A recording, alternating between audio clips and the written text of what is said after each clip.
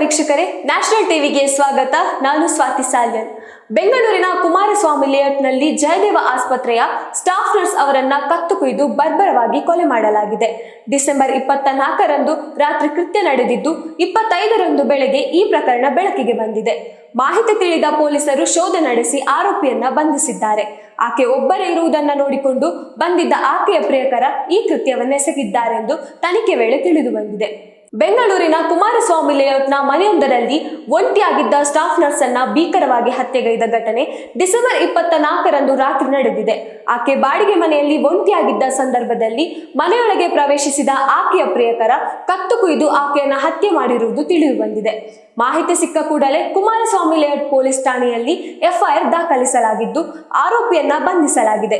39 ವರ್ಷವಾದ್ರೂ ಇನ್ನೂ ಮದುವೆಯಾಗದೆ ಒಂಟಿಯಾಗಿದ್ದ ಮಮತಾ ಜಯದೇವ ಆಸ್ಪತ್ರೆಯಲ್ಲಿ staff nurse ಆಗಿ ತಮ್ಮ ಸೇವೆಯನ್ನ ಸಲ್ಲಿಸುತ್ತಿದ್ರು. ಕುಮಾರಸ್ವಾಮಿ ಲೇಔಟ್ನಲ್ಲಿ ತಮ್ಮ ಸ್ನೇಹಿತೆಯೊಂದಿಗೆ ಬಾಡಿಗೆ ಮನೆ ಮಾಡಿಕೊಂಡಿದ್ದರು. ಡಿಸೆಂಬರ್ 24ರಂದು ಆಕೆಯ ಸ್ನೇಹಿತೆ ಊರಿಗೆ ತೆರಳಿದ್ದರಿಂದ ಆ ದಿನ ರಾತ್ರಿ ಮಮತಾ ಒಬ್ಬರೇ ಮನೆಯಲ್ಲಿದ್ರು. ಇದೇ ಸಮಯಕ್ಕೆ ಕಾದು ಕುಳಿತಿದ್ದ ಆರೋಪಿ ಸುಧಾಕರ್ ರಾತ್ರೋರಾತ್ರಿ ಆಕೆಯ ಕತ್ತು ಕುಯ್ದು ಹತ್ಯೆ ಮಾಡಿದ್ದಾನೆಂದು ತಿಳಿದು ಬಂದಿದೆ.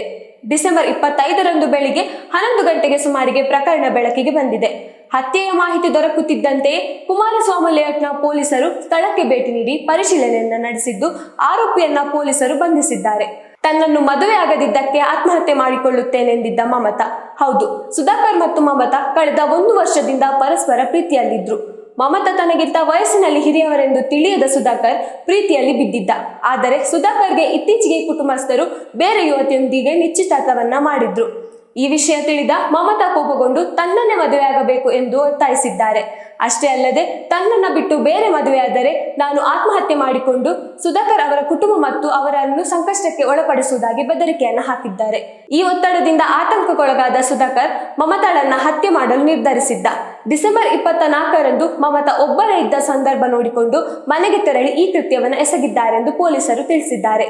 ಇನ್ನಷ್ಟು ವಿಷಯಕ್ಕಾಗಿ ನೋಡ್ತಾ ಇರಿ ನ್ಯಾಷನಲ್ ಟಿವಿ. ಧನ್ಯವಾದಗಳು.